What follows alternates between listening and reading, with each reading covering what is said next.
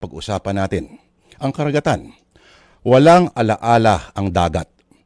Wala itong naalala sa mga pag-usbong at pagbagsak ng mga nasyon at sibilisasyon. Walang memorya sa mga digmaan at mga paglalayag na bumabago sa kasaysayan. Paglubog ng mga barko at mga sundalo, wala rin itong pakialam. Ito'y tataliptipan niya lamang ng panghabang buhay na katahimikan. Walang alaalang karagatan. Walang pangalan.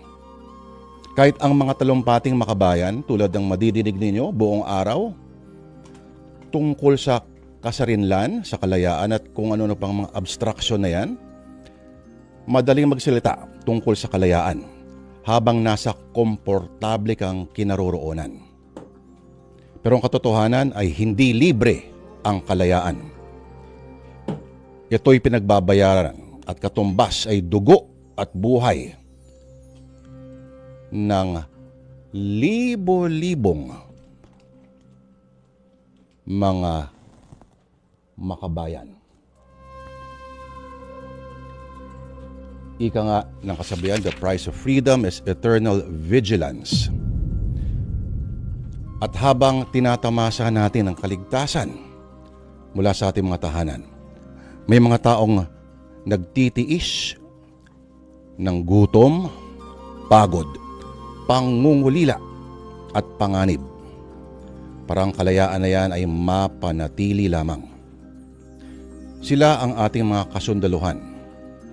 At kung madalas na sinasabi na ang isang paa nila ay nasa hukay na, sa ating kwento ngayon, ang isang paa ni Kapitan Daniel at ang kanyang grupo ay nasa dagat. Sa nagtataasang mga tubig ng West Philippine Sea, sila ang mga buhay na kalasag ng ating bansa na walang takot na humaharap sa panggigipit ng mga mas dambuhalang barko ng mga dayuhan. Pero sa ating kwento, may isa pang panganib na nagbabadya. At ito ay galing mismo sa sariling pamilya ng Kapitan Daniel na nabanggit natin. Ang kanilang kwento, mga kapatid, ay patunay ng totoong kalayaan ay hindi libre kundi patuloy na binabayaran ng luha, pawis at sakripisyo ng mga tao. Matawag ka lamang na malaya at ligtas. Ito na po, simulan na po natin sa Sana Lord ang kwentong sinulat ni Ginoong Krishna Senga, ang dulang pinamagatang Alab at Alon.